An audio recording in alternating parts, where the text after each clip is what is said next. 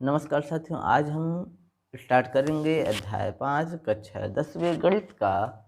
और इस अध्याय का नाम है अनुपात एवं समानुपात। इसमें से 2 प्रश्न आपके अनिवार्य रूप से परीक्षा में पूछे जाते हैं और हम जानते हैं कि इस टाइप के प्रश्न जो है बहुत ही महत्वपूर्ण होते हैं। इसलिए हम इस अध्याय के उदाहरण से शुरू करेंगे। तो उदाहरण नंबर 1 यहाँ क्या बोल रहा है, छत्तीसगढ़ राज्य की हॉकी टीम का राष्ट्रीय स्तर पर खेले गए मैचों में प्रदर्शन निम्नानुसार है। तो वर्ष 2016 में 12 मैच खेलकर 10 मैच जीते, वर्ष 2015 में 10 मैच खेलकर 7 मैच जीते, वर्ष 2014 में 11 मैच खेलकर 8 मैच जीते। तो इन 3 वर्षों में टीम का प्रदर्शन किस वर्ष सबसे अच्छा रहा, इसका कारण सहित हमको उत्तर देना है। तो इस टाइप के प्रश्नों को हल करने के लिए हमको खेले गए मैचों की संख्या बराबर होना चाहिए, ये ध्यान में रखेंगे। तो देखते हैं, छत्तीसगढ़ हॉकी टीम के राष्ट्रीय स्तर पर खेले गए मैचों के में प्रदर्शन के आधार पर निष्कर्ष निकालते हैं के लिए इन प्रदर्शनों को अनुपात में हम लिखते हैं और लिखते हुए उसको प्रतिशत में बदल देते हैं। तो 2 तरीके से बताया जा सकता है, एक प्रतिशत में और दूसरा अनुपात में हर समान करके। तो देखते हैं, वर्ष 2016 में प्रदर्शन जो है अनुपात में कितना है, 10 मैच जीते और 12 मैच खेले, तो 10 अनुपात 12।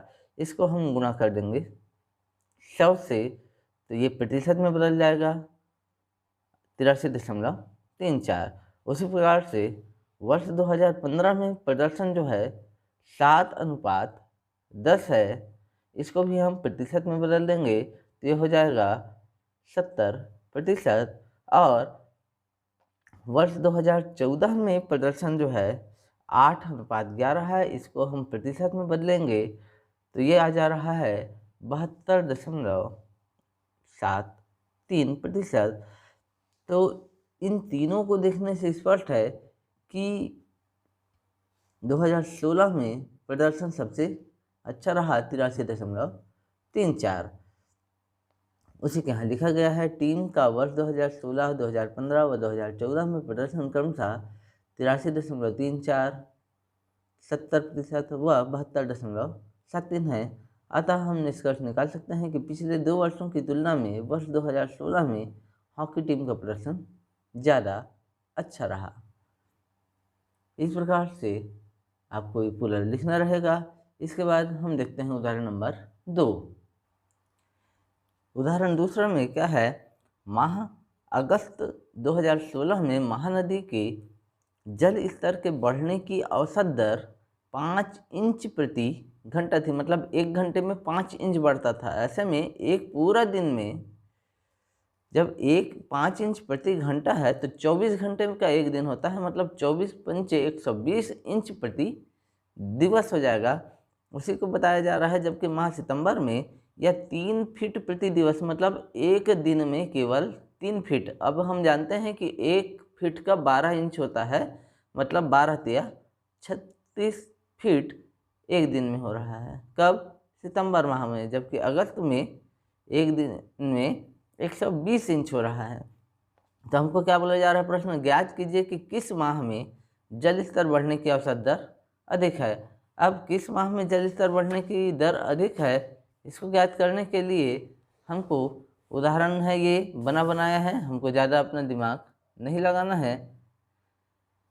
जो दिया गया है उसके आधार पर देखेंगे। माह अगस्त में जल स्तर बढ़ने की दर बराबर में प्रश्न में ही दिया गया है कि 5 इंच प्रति घंटा है, और माह सितंबर में जल स्तर बढ़ने की जो दर है वो 3 फीट प्रति दिवस है। अब देखिए यहाँ पर 3 फीट को किस में बदल दिया गया है, 36 इंच में। तो 36 इंच प्रति 12 घंटे, चूँकि दिन जो है वो 12 घंटे को माना जाता है और 12 घंटे रात को माना जाता है, इसलिए 36 इंच प्रति 12 घंटा बोल दिया जा रहा है। तो 36 इंच बटे 12, तो 1 घंटे का पता चल जाएगा कितना होगा, 12 एकम 12 और 12 तिया 36। तो सीधी बात है कि 3 इंच प्रति घंटा सितंबर में 3 इंच प्रति घंटा हो रहा है, जबकि अगस्त में 5 इंच प्रति घंटा है। तो स्पष्टता है कि अगस्त में जल स्तर बढ़ने की दर अधिक है, उसी को लास्ट में लिख दिया जा रहा है। अर्थात माह अगस्त में जल स्तर बढ़ने की दर 5 इंच प्रति घंटा है, जो माह सितंबर में जल स्तर बढ़ने की दर से अधिक है। इस प्रकार से ये आपका हो जाएगा उदाहरण नंबर 2। कोई भी क्वेश्चन आ सकता है साथियों, इसलिए आपको तैयारी अच्छे से करना है और बार बार अभ्यास करना है, अच्छे से समझना है। इस टाइप के क्वेश्चन अधिकांशतः पूछे ही जाते हैं।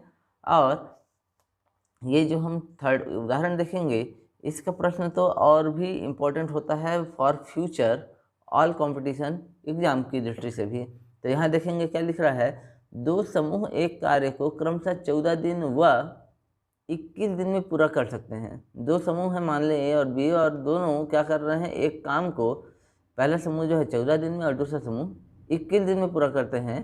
तो यदि वे इस कार्य को एक साथ करें, न तो समूह ए न तो समूह बी, दोनों मिल करके ए प्लस बी दोनों एक साथ कार्य करें, तो कितने दिनों में कार्य पूरा हो जाएगा। तो पहले समूह द्वारा 14 दिनों में किया गया कार्य, तो काम कितना है, एक ही काम है। 14 दिन में कार्य एक कर रहा है, तो एक दिन में कितना कार्य करेगा, उसको लिखा गया है पहले, इसलिए पहले समूह द्वारा एक दिन में किया गया कार्य क्या हो जाएगा, इस 14 को इधर 75 कर देंगे तो 1/14 हो जाएगा। इसके बाद दूसरे समूह द्वारा 21 दिनों में किया गया कार्य, तो ये भी कितना काम कर रहा है, एक ही काम कर रहा है। तो एक दिन में किया गया कार्य, फिर से 21 को इधर 75 कर देंगे। तो ये एक दिन में पहला समूह जो है 1/14 काम करता है, जबकि दूसरा समूह एक दिन में 1/21। अब चूंकि दोनों मिलकर काम कर रहे हैं, तो दोनों समूह द्वारा मिलकर एक दिन में किया गया कार्य कितना हो जाएगा, 1/14 प्लस 1/21। अब यहाँ पर हमको क्या करना है, 14 और 21 का एलसीएम लेंगे तो ये होगा 42। तो 42 कैसे आया ये देखने के लिए हम क्या कर देते हैं, 21 में 2 से ऊपर और नीचे गुणा करेंगे और 14 में 3 से ऊपर और नीचे गुणा कर देंगे। तो ये हो जाएगा 14 3 42, ये हो जाएगा 21 दूनी 42। तो ये 3 एकम 3 और 2 एकम 2, तो ये 3 और 2 मिल करके बन जाएगा 5। और ये जब हर समान होगा तो उसको एक ही बार लिखेंगे। तो दोनों मिलकर एक दिन में कितना काम कर रहे हैं, 5/42 काम कर रहे हैं। अर्थात दोनों समूह मिलकर 5/42 कार्य पूरा करते हैं कितने दिन में, एक दिन में। तो एक कार्य को करने के लिए लगा जो समय होगा वो क्या हो जाएगा, दोनों समूह मिलकर कार्य पूरा करते हैं 42/5। इसको हम जस्ट क्या कर देंगे, अपोजिट कर देंगे। तो 42 ऊपर जाएगा और 5 नीचे, तो ये हो जाएगा 42/5। और इसको हम भाग दे देंगे, 5 एकम 5 अट्ठे 40, बचा जो 2 उसको इस रूप में लिख सकते हैं। तो यदि दोनों समूह मिलकर कोई काम करेंगे तो वही काम 8 से ही 2/5 दिनों में पूरा हो जाएगा। मतलब हमको 8.4 दिन में काम पूरा हो जाएगा। तो ये तो हुआ उदाहरण। अब आते हैं प्रश्नावली के प्रश्नों पर। तो प्रश्नावली 5.1 का यहाँ पर जो पहला प्रश्न है वो क्या बोला जा रहा है, एक क्रिकेट मैच में बल्लेबाज धीरेन्द्र 25 गेंद में 19 रन बनाकर आउट हो जाता है, महेंद्र 20 गेंद खेलकर 14 रन बनाकर आउट हो जाता है और रविंद्र 15 गेंद में 9 रन बनाता है। इसमें से किसने सबसे अधिक रन बनाए। तो इस टाइप के प्रश्नों को हल करने का 2 तरीका है, एक हर समान करके आप गेंदों की संख्या समान कर सकते हैं और दूसरा प्रतिशत में। तो हम दोनों तरीकों को यहाँ पर देखेंगे। तो आइए पहला तरीका देखते हैं। पहला तरीका में जो प्रश्न बोला जा रहा है उस आधार पर लिखने का काम ज़्यादा होगा। तो धीरेन्द्र द्वारा बनाए गए रन और खेले गए गेंद का अनुपात प्रश्न में बोला गया है कि वह 19 रन बनाता है कितने गेंद में, 25 गेंद में। तो इसको अनुपात में लिखेंगे 19:25, जिसको हम बटे में भी लिख सकते हैं 19/25 के रूप में। फिर महेंद्र द्वारा बनाए गए रन और खेले गए गेंद का अनुपात सेम काम हो जाएगा। तो 14 रन बना रहा है कितने गेंद में, 20 गेंद में। तो इसको फिर हम बटे में लिख सकते हैं 14/20। वैसे ही रविंद्र द्वारा बनाए गए रन और खेले गए गेंद का अनुपात, तो जो पहले लिखेंगे वही यहाँ पर भी पहले लिखेंगे। 9 रन बना रहा है कितने गेंद में? 15 गेंद में, तो 9/15। अब यहाँ देखेंगे, यहाँ 25 गेंद खेल रहा है, या 20 गेंद खेल रहा है, ये 19 गेंद खेल रहा है। तो इस अवस्था में हम ये नहीं बता सकते कि किसने ज़्यादा रन बनाया। इसको हम इस प्रकार से लिख सकते हैं। अब चूंकि धीरेन्द्र, महेंद्र व रविंद्र के द्वारा खेले गए गेंद की संख्या अलग अलग है, इसलिए किसने अधिक रन बनाए यह बता पाना संभव नहीं है। तब कैसे करें इसको? उसके लिए तब किसने अधिक रन बनाए यह बताने के लिए तीनों के द्वारा खेले गए गेंद समान होनी चाहिए। अतः 25, 20 व 15 का हम क्या निकाल लेते हैं? एलसीएम। और ये एलसीएम कितना आएगा? 300 होगा। कैसे होगा ये हमने यहाँ पर बताया है। 25, 20 और 15 का हम इस प्रकार से निकालेंगे। तो 3 से ये दोनों जा सकता है, और 3 पंचे 15। उसके बाद हम 5 से कर सकते हैं, तो 5 पंचे 25, ये हो जाएगा 5 चौक 20, ये हो जाएगा 5 एकम 5। फिर 5 से करेंगे तो ये भी 5 एकम 5, ये 4 जा सकता है, ये भी 1 जा सकता है। अब यहाँ 4 बच गया है, तो फिर हम 4 से ले लेंगे, तो ये तीनों आ जाएगा 1 1 1। अब देखेंगे यहाँ जो अंक है 4 5 5 और 3, तो 5 तिया 15, 15 पंचे 75, और 75 चौक हो जाएगा 300। तो 300 आपका हर में आ रहा है। तो इसको अब सभी के में मल्टीप्लाई के रूप में लिखेंगे। तो धीरेन्द्र के जो रन है वो कितना है? 19/25 है। अब हमको हर समान करना है, मतलब सबका नीचे में 300 लाना है। तो 300 लाने के लिए 25 के साथ में कितने से गुणा करेंगे?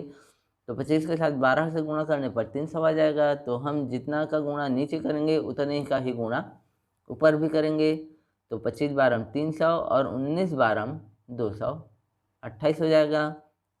वैसे ही महेंद्र के रन जो है कितना है? 14 रन 20 गेंद में था। अब इसका भी हर समान करना है, मतलब कितना लाना है? 300 लाना है। तो 20 को 300 बनाने के लिए कितने से गुणा करना पड़ेगा? 15 से। तो ऊपर और नीचे 15 से कर देंगे, तो ये 20 15 हो जाएगा 300, और 14 का 15 से गुणा करेंगे, तो 15 चौक 60 की 0 यहाँ से 6, 15 एकम 15 और 6 हो जाएगा 21, तो ये हो जाएगा 210। 300 गेंदों में 210 रन, ये 300 गेंदों में 228 रन। वैसे ही रविंद्र के रन देखेंगे तो 9 रन बनाया था 15 गेंद में। अब 300 बनाना है, तो गुणा कर देंगे 20/20, तो ये हो जाएगा 20 15 300 और 20 9 180। अब ये 300 गेंद में 180 रन बना रहा है। यहाँ से देखने से स्पष्ट है कि ये सबसे ज़्यादा रन बना रहा है, तो उसी को लिख देंगे लास्ट में। स्पष्टतः धीरेन्द्र के रन सबसे अधिक 228 हैं 300 गेंद पर, जबकि महेंद्र के 210 व रविंद्र के 180 हैं। अतः धीरेन्द्र ने सबसे अधिक रन बनाए। लेकिन साथियों, इसी प्रश्न को इतना लंबा ना लिख के हम एक छोटे फॉर्मेट में भी हल कर सकते हैं। कैसे बताते हैं। इस टाइप के प्रश्नों को हल करने के लिए हम एक छोटे फॉर्मेट में प्रतिशत के रूप में भी इसको बता सकते हैं। तो कैसे?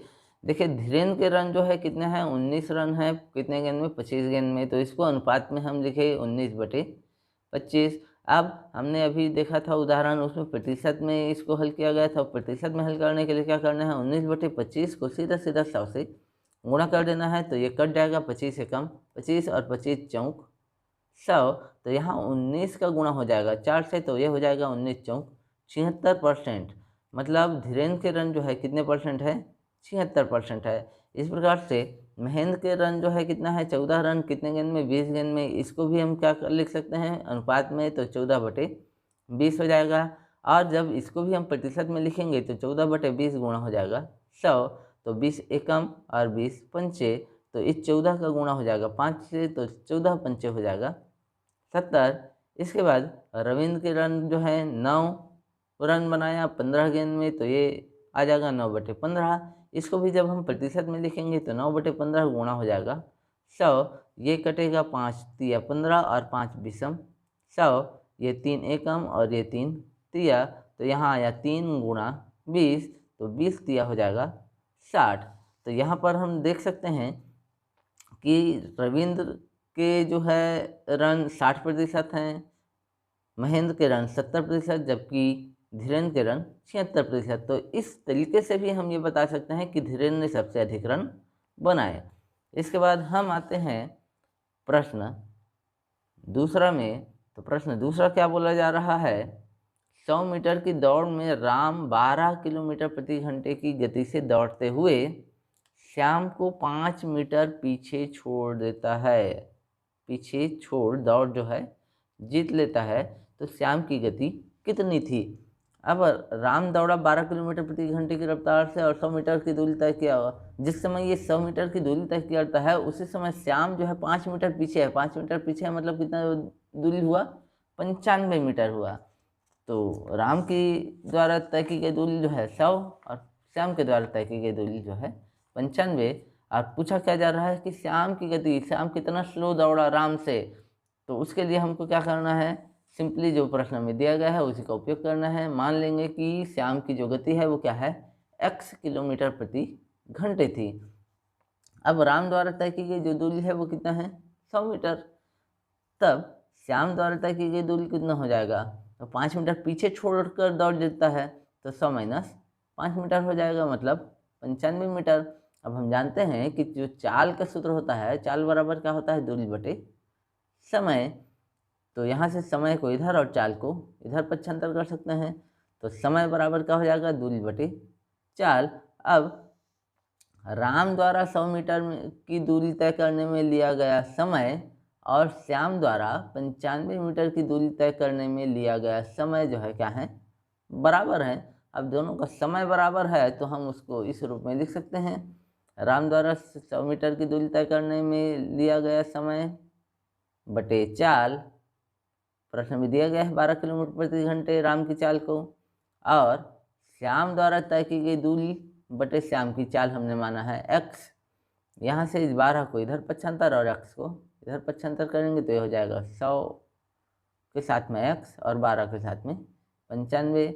अब हमको तो x का वैल्यू चाहिए तो इस 100 को कर देंगे पक्षांतर इस रूप में।